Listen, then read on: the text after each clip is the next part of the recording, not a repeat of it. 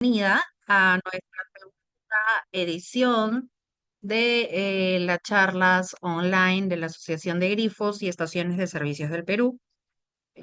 Como muchos ya saben, yo soy Stephanie Cabello, jefa de comunicaciones e imagen institucional, y quiero pues darle la más cordial bienvenida a cada uno de ustedes y quiero agradecerles por acompañarnos el día de hoy. Eh, Tenemos de invitado al estudio Muñiz, quien va a compartir con nosotros el tema de fases de los procedimientos administrativos sancionadores impartidos por OEFA en actividades de comercialización de hidrocarburos. El día de hoy nos acompaña Sebastián Orrego, abogado por la Universidad Peruana de Ciencias Aplicadas, con especialización en Derecho de los Hidrocarburos por la Sociedad Nacional de Minería, Petróleo y Energía. Tiene experiencia previa como abogado asociado en CMS Grau y asesor legal en Estudio Muñiz, Ramírez, Pérez Taiman y Olaya, Mario Linares Abogados y Javier Vallerriestra, López Flores y Munar Abogados. También tenemos en el día de hoy a Diego Mancilla, abogado por la Pontificia Universidad Católica del Perú, con especialización en Derecho de los Hidrocarburos por la Sociedad Nacional de Minería, Petróleo y Energía. Diego ha sido exdirector de Comisión de Investigación Académica por la Asociación Civil Ius et Veritas de la Pontificia Universidad Católica del Perú. Es miembro del Estudio Muñiz desde el 2020. Antes de continuar y darles el paso a los dos profesionales a cargo de la charla de hoy, quiero explicarles un poco la mecánica que vamos a utilizar el día de hoy. Nuestros ponentes van a hacer una presentación de aproximadamente 25 minutos a media hora, para lo cual les pido permanecer con los micrófonos apagados para evitar interrupciones. Culminada la presentación de cada uno de ellos, vamos a tener una ronda de preguntas, la cual voy a moderar, para lo que si están interesados en realizar alguna pregunta, les pido que puedan activar el botón de levantar la mano para hablar y se les procederá a aperturar el micrófono para que puedan realizar su consulta directamente con Diego o el doctor Sebastián. En caso de tener alguna duda durante el trayecto de la presentación, les pido que puedan apuntarla o enviarla a través del chat para poder tener un consolidado de preguntas a posteriori de la charla. En caso tengan algún inconveniente con el audio, también la pueden enviar por esa vía y yo las voy a ir leyendo para que puedan ir escuchando también las respuestas y no se puedan perder de esta valiosa información adicional. Y bueno, sin más, les doy la bienvenida a Sebastián y a Diego y les agradezco de antemano la disposición, el tiempo bueno, la disposición de compartir con nosotros estos minutos que van a ser valiosísimos para nosotros, estoy totalmente segura. Bienvenido Sebastián, bienvenido Diego. ¿Cómo están? Buenas tardes. Muchas gracias, Stephanie. Buenas tardes y buenas tardes también con todos los asociados de AGES. Buenas tardes a todos, gracias por la asistencia también. Voy a Buenas presentar tardes. la Adelante, diapositiva que vamos a adelante. utilizar. Ujú. Ya, me confirman por favor si se puede ver bien, si se ve la pantalla bien. Ya estamos ok con la proyección. Ya, perfecto. Perfecto, Diego. Bueno, buenas tardes con todos los participantes de este evento. El día de hoy, tanto Diego como mi persona vamos a hablar sobre los aspectos más relevantes relacionados a las fases de los procedimientos administrativos sancionadores impartidos por el OEFA, precisamente en las actividades de comercialización de hidrocarburos, ¿no?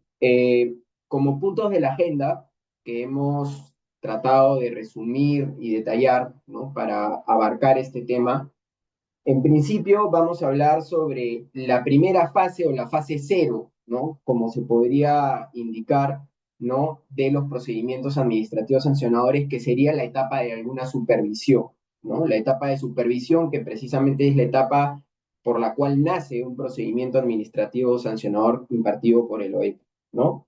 Como segundo punto, vamos a hablar sobre la fase instructora del procedimiento administrativo sancionador, o también llamada la fase de inicio del procedimiento administrativo sancionador. Posteriormente vamos a conversar un poco sobre los aspectos más relevantes de la fase sancionadora, ¿no? O la fase en donde se emiten los informes finales de instrucción en el marco de los procedimientos administrativos sancionadores impartidos por el OEPA, para luego empezar a desarrollar los alcances de la resolución de un procedimiento administrativo sancionador en una primera instancia, ¿no? Posteriormente vamos a hablar también sobre los aspectos más relevantes de los recursos impugnativos o los recursos administrativos que pueden ser interpuestos por los administrados en el marco de estos procedimientos administrativos sancionadores, una, un breve análisis de la casuística más relevante o más propia de las actividades de comercialización de hidrocarburos, sobre incumplimientos o sanciones más eh, eh, similares en los casos que hemos podido encontrar o más comunes dentro de la actividad de comercialización,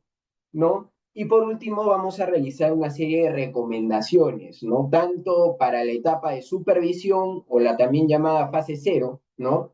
Y también en el marco o las recomendaciones que se pueden formular en el marco de los procedimientos administrativos sancionadores ya iniciados por el OEFA, así como también unas recomendaciones preventivas, ¿no? Con la finalidad de poder prevenir los inicios de los procedimientos administrativos sancionadores ante la detección de alguna comisión de una infracción administrativa de carácter ambiental, ¿no? Entonces vamos a dar inicio con la fase cero, ¿no? O con la etapa previa por la cual nace un procedimiento administrativo sancionador, y esa es la fase de supervisión, ¿no? Las supervisiones a nivel de OEFA pueden ser supervisiones especiales por algún evento, suceso específico que pueda haberse suscitado en el marco de la operación de una actividad de comercialización de hidrocarburos, o una supervisión regular, ¿no? Una supervisión programada, una supervisión ya previamente protocolar del OEFA, ¿no? Este, es como consecuencia de una supervisión, sea regular o especial, que se inicia, ¿no? O se emite un informe de supervisión, ¿no? Es ahí donde la etapa de supervisión, por así decirlo, concluye, ¿no? O culmina, por así decirlo, ¿no? ¿Qué es lo que contiene el informe de supervisión? Los resultados, ¿no? Y el análisis que ha efectuado las autoridades supervisoras de las actividades que han sido sujetas, ¿no? A una verificación por parte de la autoridad. ¿Cómo concluye un informe de supervisión? Puede concluir con la recomendación del inicio del procedimiento administrativo sancionador. Por eso se indica y se le llama la fase cero, ¿no? Porque es justamente el origen de algún procedimiento administrativo sancionador, el archivo de la supervisión, cuando en el marco de la supervisión el OEFA puede apreciar o puede acreditar que no hay incumplimientos normativos o no existen infracciones administrativas a la normativa ambiental.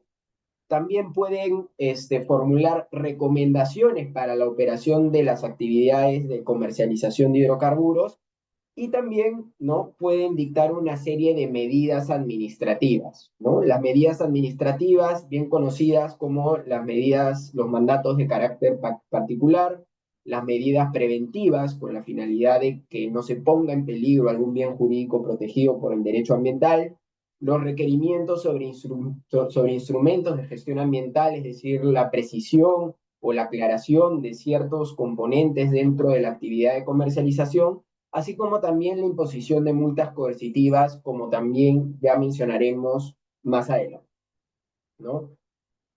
¿Cuáles son las principales obligaciones y recomendaciones que nosotros podríamos formular en el marco de esta fase de supervisión, ¿no? En principio, es importante indicar que existe una obligación dentro del reglamento de supervisión de la OEFA de mantener la custodia de la información respecto del cumplimiento de las obligaciones fiscalizables ambientales, ¿no? De 5 años, ¿no?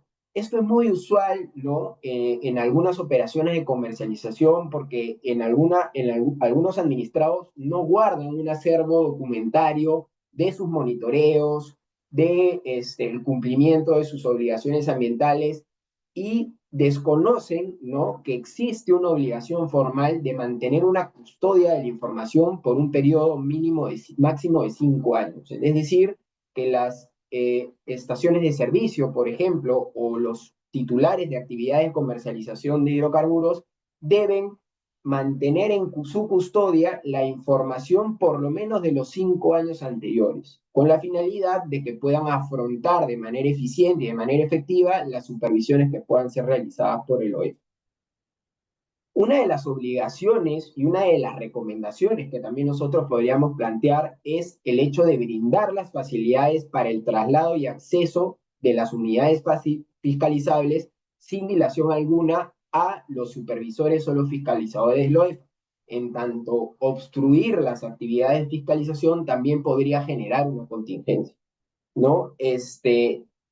Otra de las recomendaciones y obligaciones es remitir la información y documentación dentro de los plazos otorgados. Posiblemente en algunas supervisiones el OEFA solicita presentar información adicional. Por ejemplo, preséntame los monitoreos de los años 2023, 2024 y 2025, ¿no? Y te dan un plazo para presentar justamente esa información, ¿no? Entonces, la recomendación y la obligación que tiene el titular es justamente presentar esa información dentro de los plazos otorgados por el OEFA con la finalidad de que el OEFA no acredite o que no aprecie que por el hecho de no haberla presentado, ello constituye un incumplimiento a la normativa ambiental, ¿no? Y por último, ¿no? Una de las obligaciones que también constituye una recomendación en el marco de la fase de supervisión es la no obstaculización de las labores de supervisión, ¿no? Por ejemplo, el hecho de exigirle requisitos de seguridad y salud en el trabajo a los fiscalizadores del OEFA como pretexto para no dejarlos entrar a una planta, por ejemplo, o de ingresar a alguna instalación dentro de una estación de servicio, ¿no? Usualmente, por ejemplo, ¿no? Los fiscalizadores del OEFA cuentan con seguros de SCTR, por ejemplo, ¿no?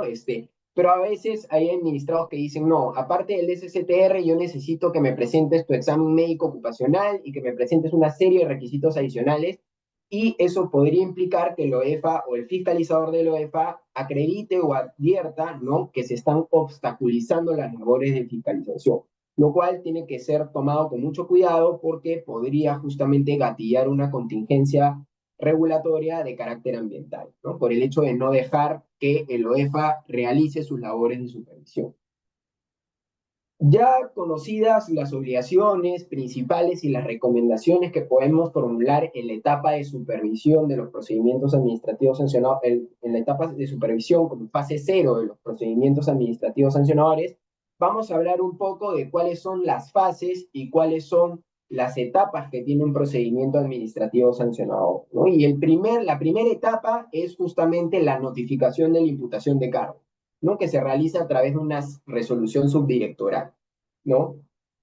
¿Cuál es el contenido normalmente de una imputación de cargos? Los hechos detectados, la obligación normativa que posiblemente habría sido infringida y la tipificación de esa obligación como una infracción sancionable, ¿no? ¿Cuáles son las alternativas que tiene el administrado en el marco de una notificación de imputación de cargos? La presentación de descargos contra el informe de instrucción, ¿no?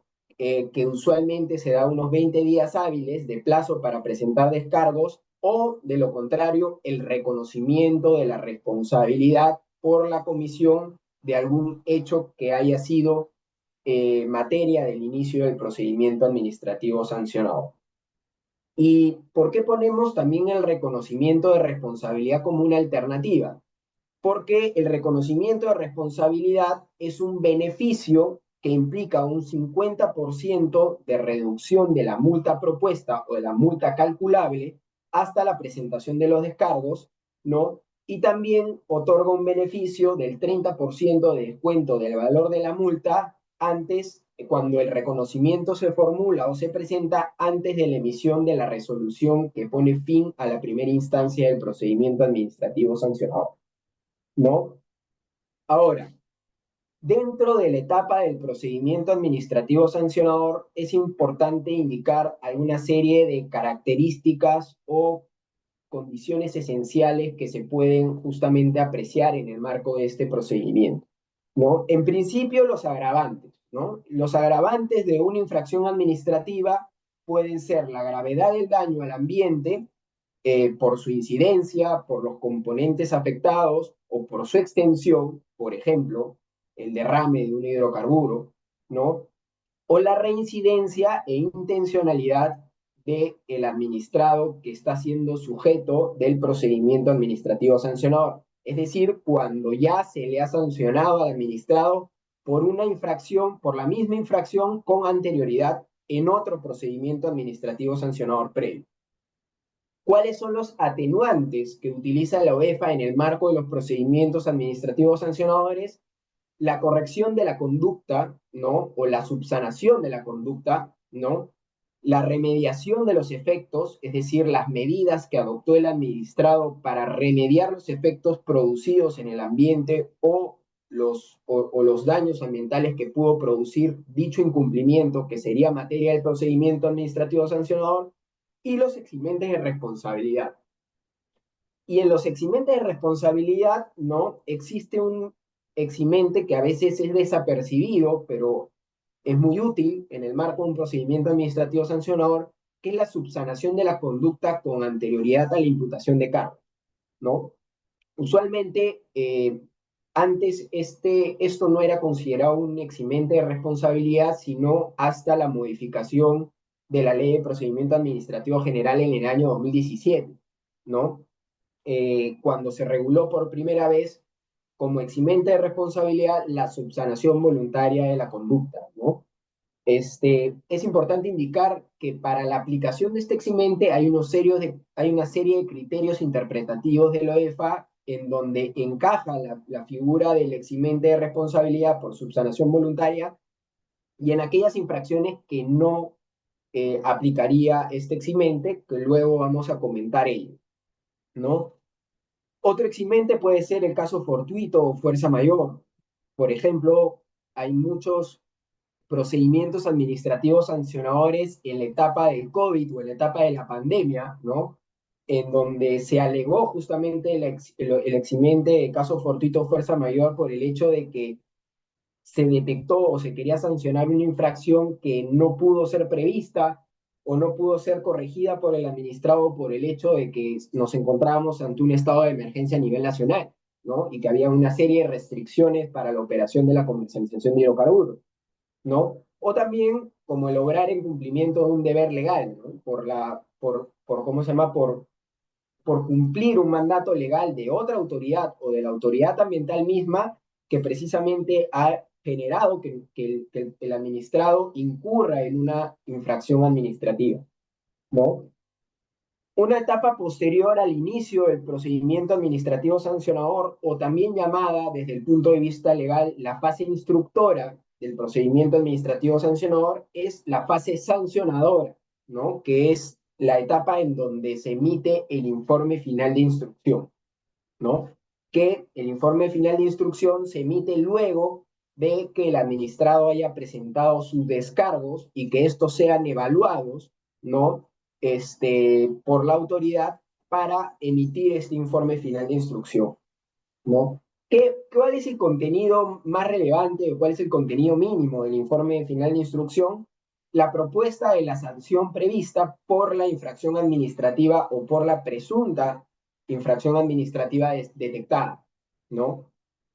La oportunidad de presentar descargos contra el informe final de instrucción dentro de un plazo de 10 días, plazo que puede ser prorrogado, ¿no? Y la recomendación de archivo o la resolución de archivo del procedimiento administrativo sancionador. Esto usualmente, ¿cuándo ocurre? Cuando el administrado, en el marco de la presentación de sus descargos, desacredita de manera fáctica o de manera legal, ¿no?, la comisión de la infracción que se le pretende imputar a título de incumplimiento en el marco de un procedimiento administrativo sancionado. Luego, ¿cuál es la metodología que se utiliza para calcular las multas administrativas por ilícitos administrativos ambientales? ¿No? En principio, el beneficio ilícito obtenido por el titular, que es el costo que evitó el titular o el administrado para no cumplir con la normativa o para incurrir en esa infracción administrativa. Por ejemplo, si se te imputa el hecho de no haber realizado monitoreos, posiblemente uno de los componentes del cálculo del beneficio ilícito van a ser los costos por la elaboración de esos informes de monitoreo y por la realización de esos monitoreos como parte del beneficio ilícito obtenido por el administrado ante la comisión de la infracción. La probabilidad de detección, que se mide justamente en cuál ha sido la posibilidad de haber detectado esta infracción, y los factores de graduación de la sanción, ¿no? Es importante indicar que la multa propuesta por el OEFA no puede exceder al 10% del ingreso bruto anual del administrado que está siendo sujeto de un procedimiento administrativo sancionador. Esto con la finalidad de evitar multas sobredimensionadas que prácticamente lo que hagan es sacar del mercado al titular de actividades de comercialización de hidrocarburos, ¿no? Posterior a la etapa del informe final de instrucción es precisamente la emisión de la resolución de sanción, ¿no?, que es la resolución que pone fin a la primera instancia administrativa en el marco de un procedimiento administrativo sancionador. Y ahí hay que detenernos a indicar dos aspectos esenciales en esta etapa que se tienen que advertir, ¿no? El OEFA tiene un plazo máximo de 9 meses para resolver los procedimientos administrativos sancionadores, conocido también como plazo de caducidad, ¿no? Este plazo puede ser ampliado por 3 meses adicionales, pero siempre que la ampliación se encuentre justificada y que sea excepcional, ¿no? Nosotros hemos visto, revisando la casuística del OEFA, muchas veces en donde la ampliación de los plazos de los procedimientos sancionadores, ¿no?, no se han realizado de manera justificada y no han sido excepcionales, ¿no? Lo cual justamente es advertido y es revisado por una autoridad superior con la finalidad de que ese procedimiento sea o sea declarado bajo la causal de caducidad, ¿no?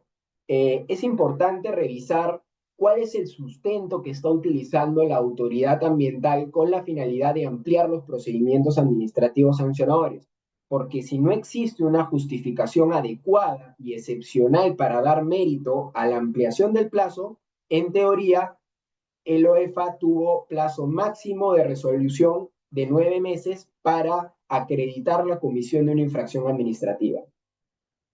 Dentro de los alcances de una resolución que pone fin a la primera instancia del procedimiento administrativo sancionador del OEFA, se resuelve, entre otros aspectos, lo siguiente: la declaración de responsabilidad administrativa, es decir, la confirmación de que existe un ilícito administrativo de carácter ambiental, lo cual constituye una infracción administrativa imputable, ¿no?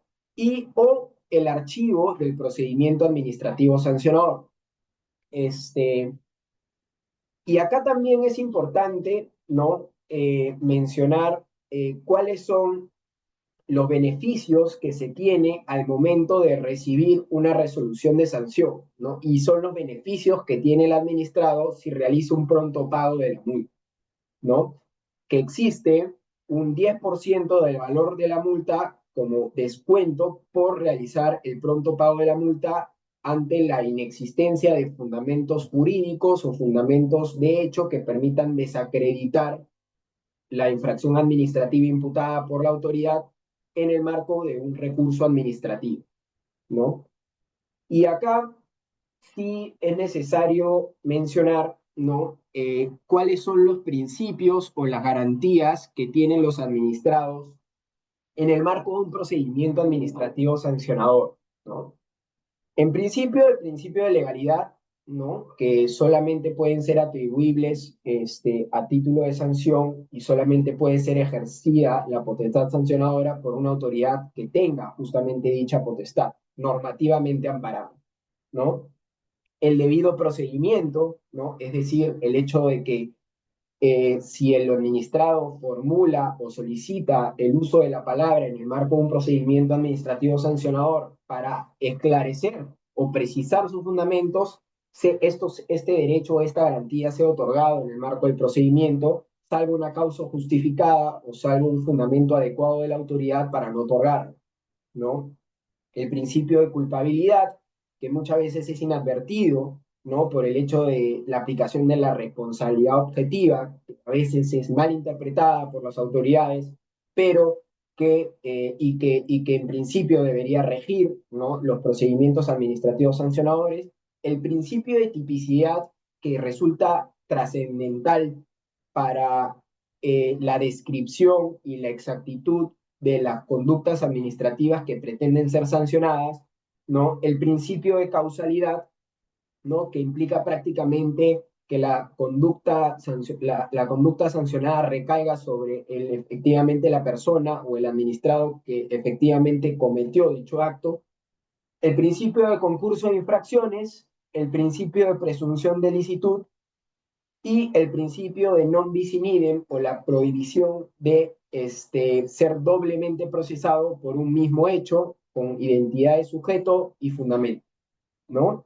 Este, si bien no vamos a abarcar los alcances muy específicos de cada principio por el tiempo y porque estamos dándole un poco más de énfasis a las fases y a las características de los procedimientos administrativos sancionadores, sí es importante tener en vista, ¿no? Que existen una serie de garantías dentro de los procedimientos administrativos sancionadores que deben ser respetados por el OEFA y por las demás entidades administrativas que cuentan con potestad sancionadora y que a veces son o desconocidas por los administrados o inadvertidas por la autoridad, ¿no? Con lo cual sí es importante hacer énfasis en la existencia de estos principios y de su aplicación en los casos concretos que vamos a revisar más adelante. Ahora le doy el pase a Diego para que nos hable un poco sobre los recursos impugnativos y las características que tiene cada uno de estos. Muchas gracias. Gracias, Sebastián. Continuando con la presentación, ya una vez se emitió la resolución de primera instancia que determina en todo caso la responsabilidad administrativa del titular, además de hacer el pronto pago, como explicó Sebastián, el titular tiene la opción de presentar un recurso. ¿Para qué? Para cuestionar la decisión de la autoridad y poder eventualmente obtener un resultado favorable, sea porque se archive la infracción o sea porque se reduzca la multa, ¿no? La pretensión puede variar en ese caso. Ahora, el administrado tiene dos alternativas para empezar una impugnación. Alternativas que no son excluyentes y que puede presentarse eventualmente una, la apelación, después de la otra, reconsideración. En este caso, esos instrumentos se presentan contra el acto administrativo que resuelve el procedimiento, en este caso la resolución de primera instancia.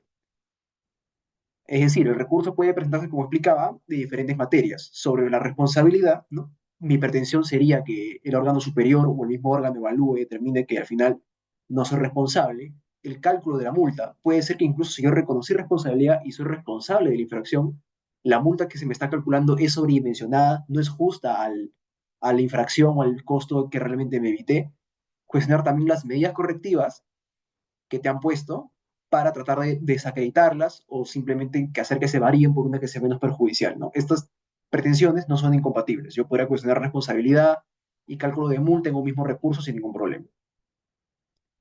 Ahora, el recurso de reconsideración tiene que interponerse ante el mismo órgano que resolvió el primer acto, en este caso la Dirección de Fiscalización y Aplicación de Incentivos de BEFA. Este recurso particular se caracteriza porque se sustenta en una nueva prueba que no se presentó y no se evalúa en el marco de la primera instancia. En ese sentido, el plazo que te da la norma para presentar un recurso de reconsideración son 15 días hábiles a partir del día siguiente de la notificación de la primera instancia, de la resolución de primera instancia. y este recurso es resuelto por el mismo órgano, la Dirección de Fiscalización de Aplicación de Incentivos de la OEFA. La idea en este caso es que la nueva prueba que se presente sean medios probatorios que sirvan para desvirtuar tu responsabilidad o para reducir la multa, ¿no? Como comprobantes de pago, cotizaciones, etcétera, según aplique. Ahora, la apelación se interpone también ante el mismo órgano, en este caso la Dirección de Fiscalización, pero la idea es que este sea elevado al superior jerárquico para que resuelva, en este caso el Tribunal de Fiscalización Ambiental. El sustento de este nuevo recurso básicamente es que se basa en una diferente interpretación de las pruebas o cuestiones de puro derecho. Y el plazo es igualmente 15 días hábiles, desde que se notifica la primera instancia o desde que se notifica la resolución del recurso de reconsideración, lo cual también puede ser impugnado, ¿no? En este caso, como explicábamos, se resuelve por el superior jerárquico, dígase el Tribunal de Fiscalización Ambiental. Ahora, independientemente que yo presente un recurso o no, si llega a ser el caso que yo no efectúo el pago, el pronto pago que mencionaba Sebastián, o ya tras la culminación de las impugnaciones, yo como administrado no hago el pago de la multa, el OEFA se encuentra facultado para realizar el cobro coactivo de la multa a través de un procedimiento de ejecución coactiva. Básicamente, de manera muy sumillada, este procedimiento inicia con un mandato de cumplimiento que notifica al OEFA a través de una resolución y te da 7 días hábiles para pagar, bajo procedimiento de que se dicten medidas cautelares o se disponga el inicio de la ejecución forzada de la multa, ¿no? Es importante indicar que si ofrece un recurso de reconciliación o apelación, se suspende el cobro de multa. Sin embargo, cuando se culmine, estos sí me pueden empezar a cobrar.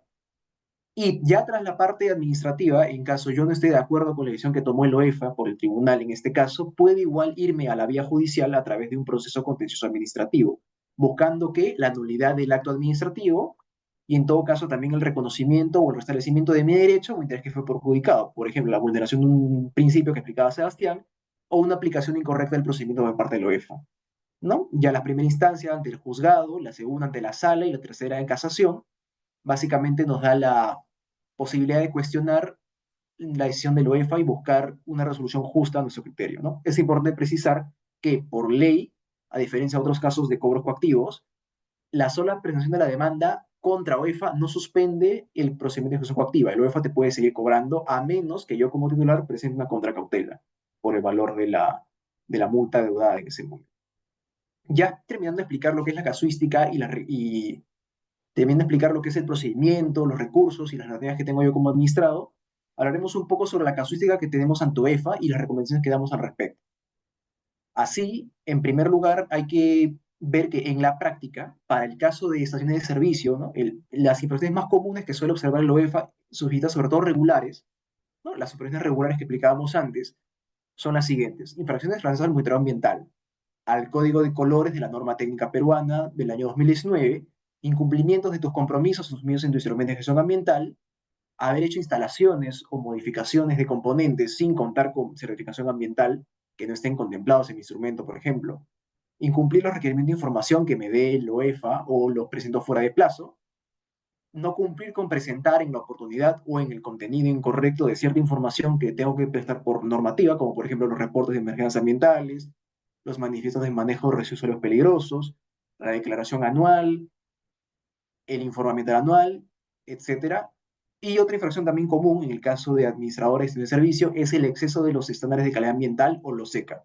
¿No? Pasaremos a explicar unos cuantos casos más comunes y cuáles son los hechos más específicos que pueden darse en la práctica brevemente. Ahora, en el caso de, antes de pasar a los casos específicos, quiero explicar brevemente el precedente que salió de UEFA en el año 2024, que básicamente es el precedente sobre costos evitados. Este precedente, de manera muy resumida, lo que te explica es que como titular de la facultad de sanción, el OEFA puede evaluar y determinar cuál es el costo evitado que te va a atribuir por una infracción determinada.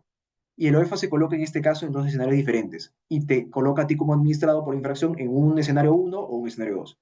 El escenario 1 significa que tú como administrado no has realizado antes ninguna actividad igual o semejante al costo evitado de la obligación que no cumpliste. Por ejemplo, que nunca hayas realizado monitoreo antes y es tu primer monitoreo ambiental y lo has incumplido. El escenario 2 es donde sí has realizado actividades iguales o semejantes al costo evitado. Por ejemplo, ¿no? Tú ya tienes 3 años haciendo monitoreos ambientales y ya has hecho claramente esa actividad varias veces. En el escenario 1, que nunca hayas hecho la actividad antes, el OEFA va a aceptar que tú como administrador presentes cotizaciones o referencias del mercado que sustenten el valor y que puedas con eso reducir la multa. Por ejemplo, el OEFA te pone una multa en el informe de instrucción de $5.000 y tú tienes una cotización que te cobra solamente 1.000. Con esa cotización, para el OEFA es válido y te reduce la multa a 1.000 y ya sobre los 1.000 empiezan a hacer sus cálculos siguientes. En el escenario 2, si tú hubieras realizado eso antes, el OEFA no te va a aceptar cotizaciones. Te va a pedir necesariamente comprobantes de pago, como por ejemplo facturas, para sustentar un costo menor. Es decir, en ese escenario 2, si es que a mí el OEFA me cobra $5.000 por un monitoreo ambiental y yo le sustento con una cotización un costo de 1.000, el OEFA no me lo va a aceptar.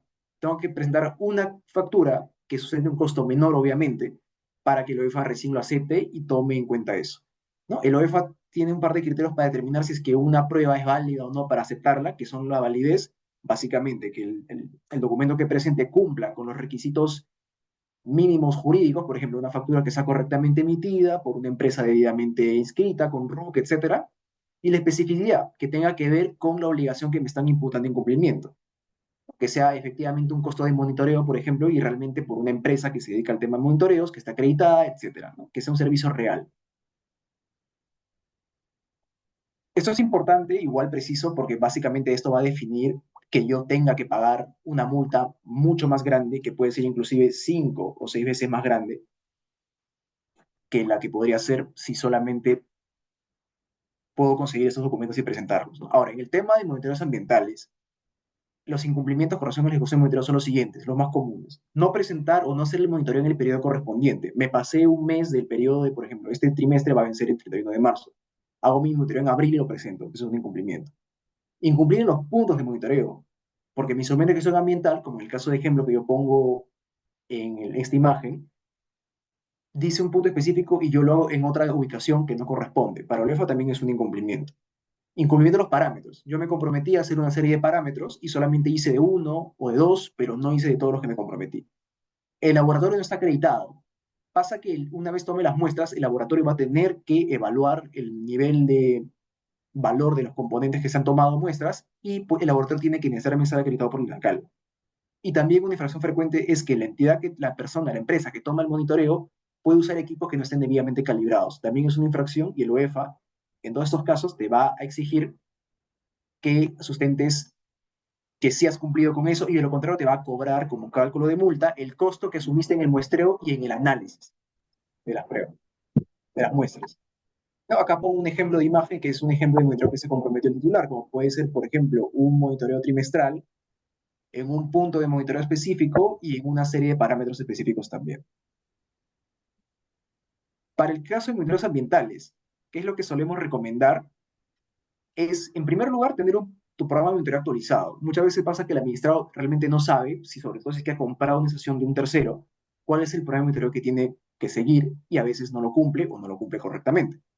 Evaluar también la posibilidad de actualizar tu programa de monitoreo, porque tú puedes eventualmente, si estás en los supuestos correctos, reducir la frecuencia y no hacerlo tan seguido o reducir la cantidad de parámetros que vas a monitorear. Verificar siempre quién va a ser tu proveedor, quién te va a hacer el servicio de monitoreo y quién te va a hacer la análisis de muestras para ver que es una empresa debidamente acreditada y autorizada para hacer esto. Revisar también el informe de ensayo que te está remitiendo tu proveedor antes de elaborar el informe para ver que los valores coincidan y usen equipos calibrados, que eso también debes exigírselo al propio laboratorio y a la propia empresa de monitoreo que haga un uso de equipos debidamente calibrados por empresas que están acreditadas en INACAL. Y recabar facturas y elaborar desglose de costos para sustentar el valor de una eventual multa, como explicaba anteriormente.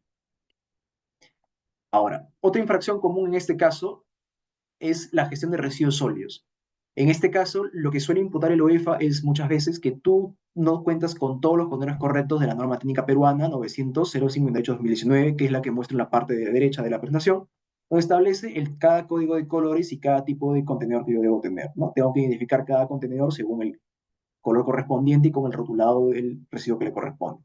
Pasa a veces que el administrado no cuenta con todos los contenedores que para los residuos que genera y eso también es un incumplimiento que OEFA te detecta. Y siempre el OEFA que haga una supervisión te observa este punto.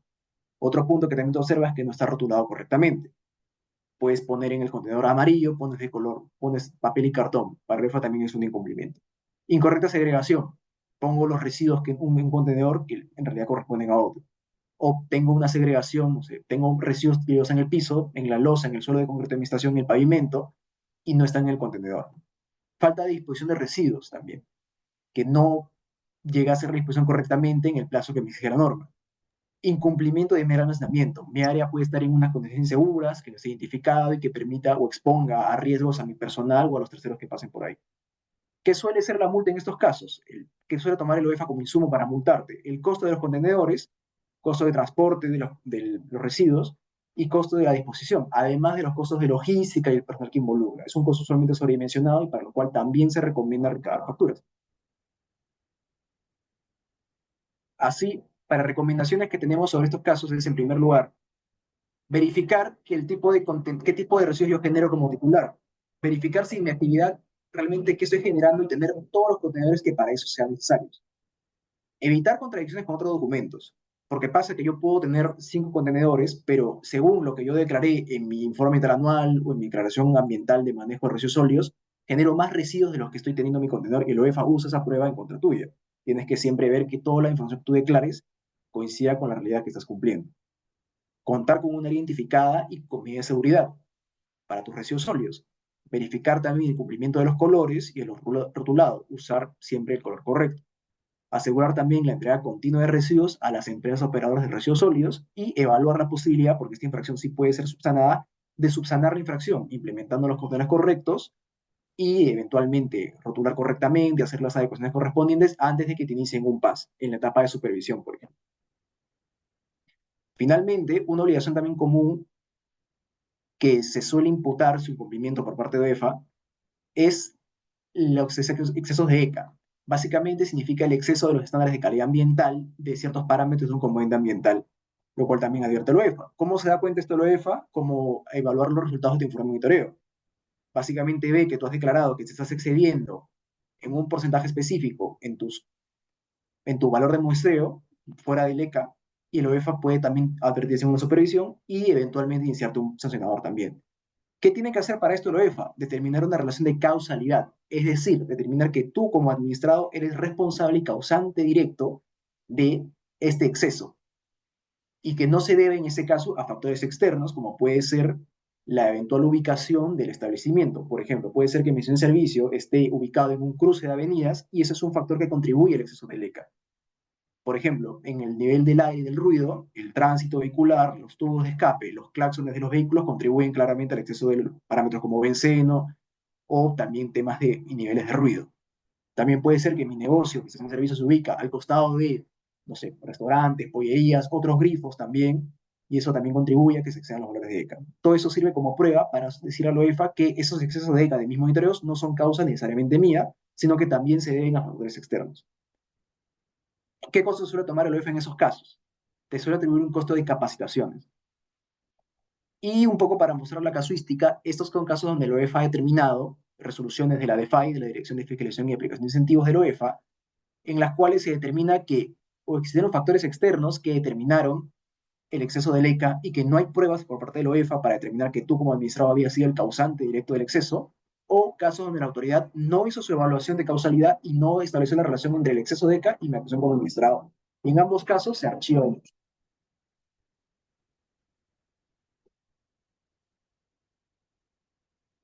Para culminar, cedo el paso a Sebastián para que pueda cerrar con las recomendaciones finales que tenemos con relación a las infracciones generales y también ya para las recomendaciones en general por las demás infracciones que podrían prevenirse por los administrados. Muchas gracias, Diego. Muy interesante las recomendaciones y las infracciones más recurrentes. Para terminar, vamos a dar también unas recomendaciones con la finalidad de prevenir justamente los inicios de procedimientos administrativos sancionadores ante el UEFA, ¿no? La primera recomendación, nosotros la llamamos conoce tu operación, ¿no? Es necesario que los titulares de actividades de comercialización realicen una auditoría de las operaciones, ¿no? Para evaluar no solo el cumplimiento de las normativas técnicas y de seguridad, sino también la adecuación legal de sus actividades, ¿no? Esto ayuda justamente, las auditorías ayudan a identificar las posibles deficiencias de una determinada instalación o la identificación de componentes que no cuentan con una regularización ambiental o que no están contemplados dentro de un instrumento de gestión ambiental para garantizar, ¿no? que la instalación en sí cumpla con las obligaciones ambientales a su cargo, ¿no?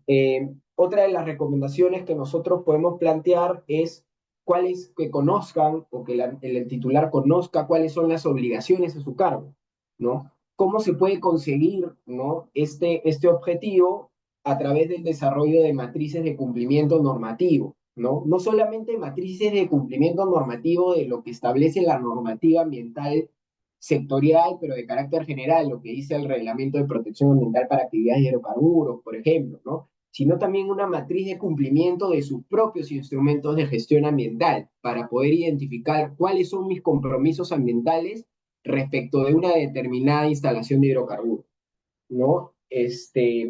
Otra de las recomendaciones, ¿no? Que es muy importante es la capacitación del personal, ¿no? No solamente la capacitación del personal en sus labores y en el desarrollo de sus tareas específicas como parte de la actividad que realizan, sino también las capacitaciones que pueden desarrollar a su personal sobre los derechos y sobre las obligaciones que se tienen en el marco de una fiscalización administrativa o en el marco de una supervisión del OEFA. Cómo evitar justamente alguna arbitrariedad que se pueda cometer en una supervisión ambiental, qué es lo que debo de hacer ante una supervisión del OEFA, qué es lo que no debo hacer ante una supervisión del OEFA, con la finalidad de que el personal se encuentre debidamente capacitado para enfrentar una supervisión administrativa, ¿no? Otra de las recomendaciones es la sistematización de los procesos, ¿no? Establecer una sistematización de los procesos en donde existan procedimientos o protocolos de gestión de la operación permiten justamente generar una mayor predictibilidad de cuáles son las funciones de cada componente y cuáles son las funciones de cada personal respecto de la actividad que realizan dentro de la instalación de hidrocarburos, ¿no? Otra de las recomendaciones que podríamos formular, y ya para terminar, es la identificación de las funciones y de los responsables, ¿no? Tener un plan de funciones efectivamente individualizado con la finalidad de que el personal sepa las funciones que tiene que desarrollar dentro de una instalación y que este documento de gestión sirva para que las actividades que se puedan realizar dentro de la instalación de hidrocarburos se realicen de acuerdo a la normativa y de acuerdo con los compromisos ambientales asumidos. Otra recomendación es la coincidencia de la información administrativa. Es necesario que los administrados se aseguren que toda la información administrativa, incluyendo datos de SUNAT, datos del SCOP, datos del propio instrumento de gestión ambiental o la información que obra en el registro de hidrocarburos, tenga una coincidencia y se encuentre actualizada, ¿no? Justamente ahí es cuando nosotros detectamos, por ejemplo, que la capacidad establecida en el registro de carburos no se condice con la capacidad real de la instalación, ¿no? O que los tanques no tienen, los tanques de una estación de servicio tienen una capacidad mayor o menor a la declarada en la ficha de registro de hidrocarburos, ¿no? Eso usualmente a veces pasa cuando no existe coincidencia entre la información que obra en los propios documentos del instrumento de gestión ambiental, en los documentos que obran en los archivos de los INARMIN o en los archivos del SCOP, ¿no? Con lo cual es importante que exista justamente una simetría de la información entre todos los puntos fiscalizables que puede tener una instalación o una estación de servicios en el caso concreto. Y como punto final, regularízate, ¿no? Si tienes componentes que no se encuentran contemplados dentro de un instrumento de gestión ambiental, si me doy cuenta que en mi instrumento de gestión ambiental no contemplé un determinado componente, existe la posibilidad de regularizarlo, más ahora que existe esta norma de la oportunidad de presentación de planes ambientales detallados, famoso PAD. ¿no? Que justamente tiene por objeto regularizar aquellos componentes que no han sido contemplados o que han sido instalados e implementados sin contar con un instrumento de gestión ambiental previo, ¿no? Esto ha sido todo por el momento. Muchas gracias por escucharnos y por participar de esta, en esta oportunidad con esta charla. Y bueno, quedamos a disposición para las preguntas que se puedan formular y para eso dejo a Stephanie que nos pueda ayudar con eso. Muchas gracias. Gracias, Sebas, Diego. Bueno, como ya les han comentado, me gustaría que vayan las personas que tienen consultas respecto al tema expuesto, levantando la mano para poder darles el pase y que puedan tener la interacción adecuada con los participantes. Tengo una pregunta ya por nuestro chat. Me indican cuál es el procedimiento para el cambio de tanques. Sobre ese procedimiento a nivel ambiental, va a depender quizás especificar un poco más de qué cambio se quiere hacer. Si hablamos de que es un reemplazo, por ejemplo, una renovación de equipos, en la medida que el equipo cuente, el tanque que vas a usar para reemplazar, cuente con las mismas características que las que se aprobaron en tu instrumento de gestión ambiental, entra en un supuesto especial en el cual no requieres modificar tu instrumento, pero sí tienes que comunicar al OEFA y a la entidad que certificó, depende, no sé si es el MINEM o el gobierno regional, y comunicar el supuesto en el que te encuentras y advertir que estás haciendo este cambio. Informar esto tanto antes como después, en los plazos que te regula la norma, pero se puede hacer. Si es que es un cambio diferente por un equipo que cuenta con diferentes características, tienes que hacer un instrumento técnico sustitutorio, un ITS, ¿no? También se tramita ante el MINEM o ante el gobierno regional, depende de dónde se ubique la estación. Es el procedimiento que tendrás que seguir.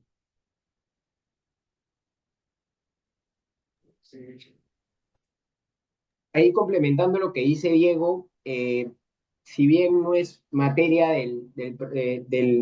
¿cómo se llama? De la presentación, en el caso de cambio de tanques, a nivel de Ocinermin sí se tendría que advertir justamente un procedimiento que está regulado en la resolución de Gerencia General 451-2011, ¿no? Que establece justamente cuáles son los supuestos en los cuales se tiene que realizar o se tiene que solicitar un informe técnico favorable, o los llamados ITFs de los Ocinermin, para realizar el reemplazo, reubicación o modificación de los tanques.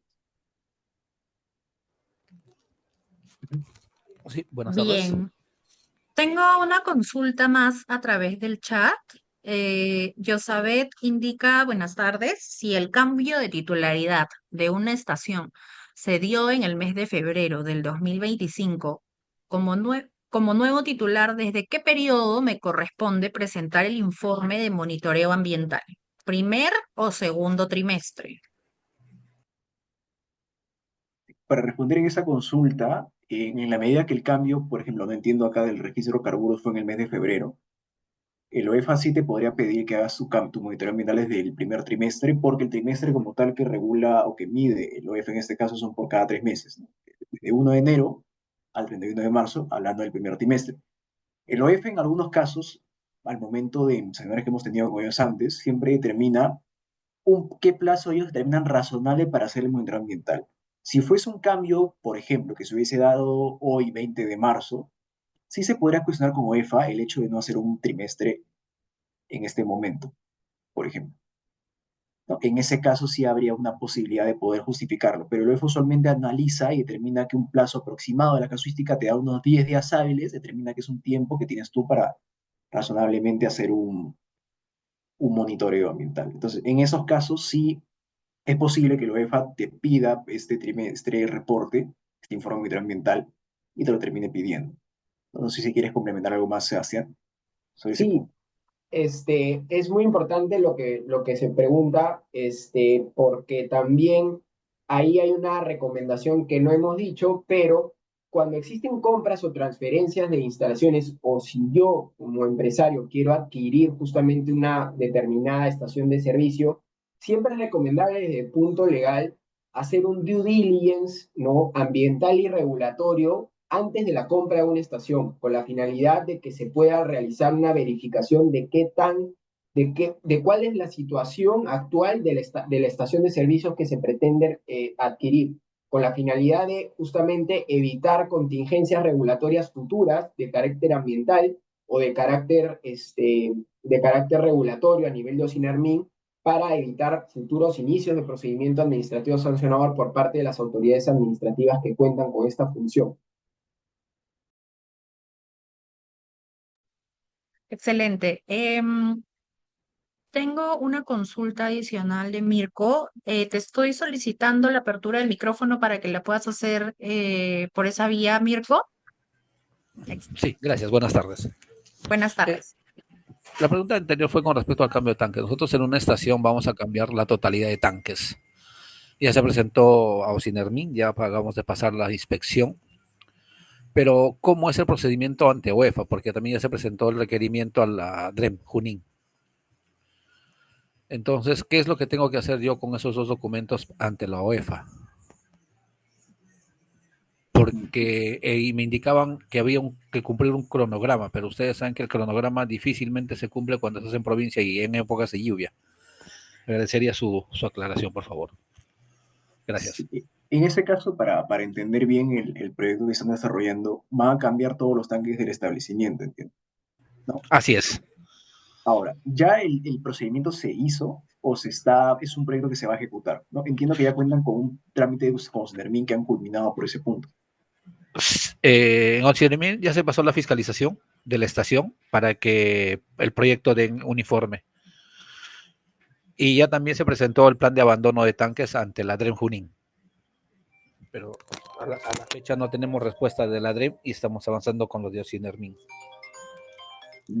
O sea, han presentado un plan de abandono para abandonar los tanques Así es, a la DREM.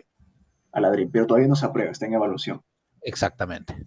Claro, en ese caso todavía no se puede hacer el retiro hasta que se apruebe el plan de abandono. La DREM tendrá que aprobarte el plan de abandono con un cronograma específico y a partir de eso ya podrías ejecutarlo según el cronograma, ¿no? Es importante tener en cuenta que por disposición del MINEM, tu cronograma empieza a correr a partir del día siguiente de que te notifiquen la aprobación, ¿no? Y eso sí lo toma el uso para fiscalizar.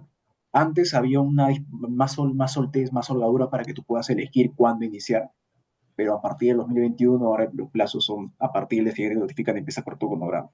Salvo dispongas un plazo más holgado en tu cronograma mismo para tener actividades previas, gestiones, etcétera, se podría tener más plazo, pero en este caso va a iniciar ahí, ¿no? De momento no podrías hacer el abandono sin el, sin la aprobación del plan de abandono, ¿no? También se podría haber hecho un ITS para hacer todo el tema del cambio, pero ya con el abandono también se puede retirar los tanques y eventualmente con otro ITS instalarlos, que me imagino que es lo que quieren hacer en este caso, ¿no? Habría que esperar en todo caso la resolución del ADREM para poder abandonar todavía.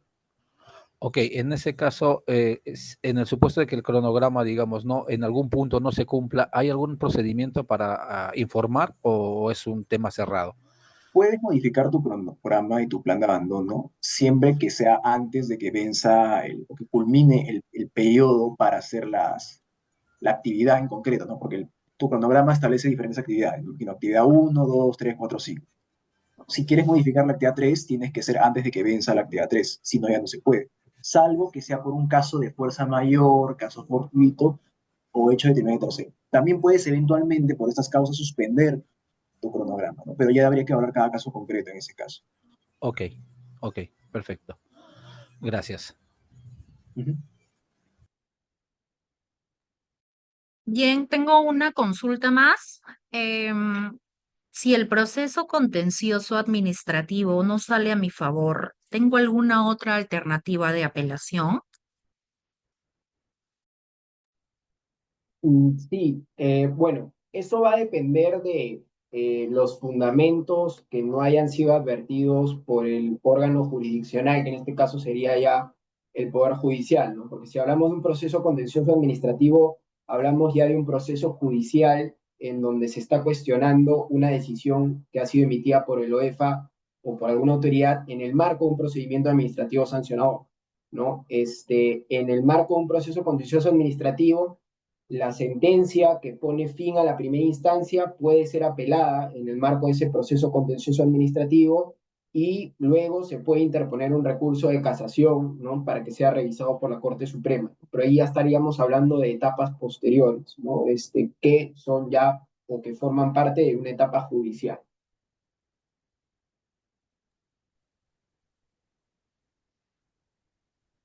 En el caso de los residuos, si la estación no genera alguno de los residuos que están contemplados en la norma de código de colores y por ello no se implementa el contenedor correspondiente, OEFA puede sancionar al administrado. No, no podría. Bueno, de poder iniciar y imputarte podría, porque a veces el UEFA sale como una cosa u otra, pero no tiene, digamos, una razón jurídica para hacerlo. La norma técnica peruana lo que establece es que tú tienes que establecer y cumplir con el código de colores según tu generación, ¿no? Y depende de lo que tú generes. Entonces, si yo, por ejemplo, de los colores solamente genero 3 residuos o 4 o 5 de ellos, tengo que tener el contenedor específico para ese residuo que genero. Si es, pero sí, en caso yo genero un residuo y no lo tengo contemplado, ahí sí el UEFA me puede sancionar por ese contenedor que me falta. ¿No? Es importante identificar siempre que el OEFA va a ver los residuos que estén ahí, incluso si tú alegas que no los generes, si es que se ve, por ejemplo, en las fotografías que de la supervisión que está ese residuo, o tú has declarado en algún informe tal anual, en tu declaración anual de manejo de residuos, la existencia de ese tipo de residuos, el OEFA lo va a tomar como una presunción de que ese residuo existe y también lo estás generando. Siempre es precaución tener eso. Ahora, obviamente la solución también, digamos, inmediata es tener de todos, pero solamente tiene que ser la medida que tú quieras cumplir o solamente tener en todo caso los que tú generes específicamente, ¿no? El OEFA te podría igual intentar iniciar un PAS, pero ya hay mecanismos de defensa para eso y es efectiva una defensa sustentando eso porque la norma técnica peruana te exige que solamente tengas los contenedores o lo definas según tu nivel de generación, ¿no? Eso también se suele archivar en supervisión cuando ya ven que tú solo generas tantos residuos.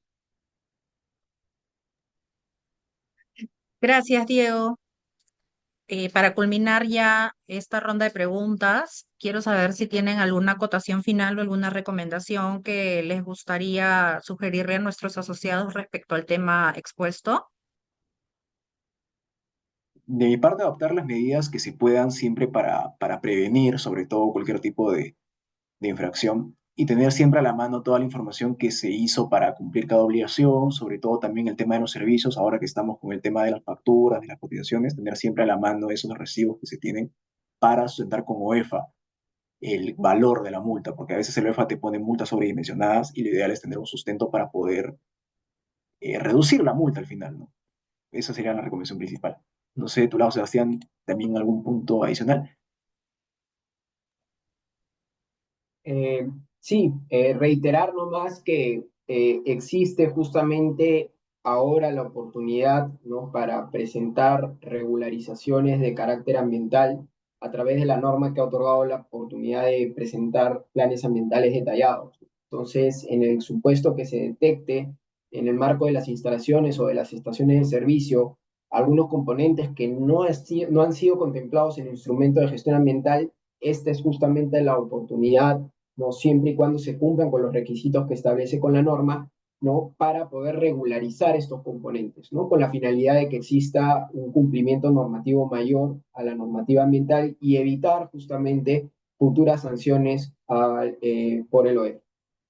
Muchas gracias. Muchísimas gracias, Sebastián y Diego. Extiéndanle, por favor, el agradecimiento al equipo por el tiempo y la disposición para poder realizar estos espacios de masificación de conocimiento.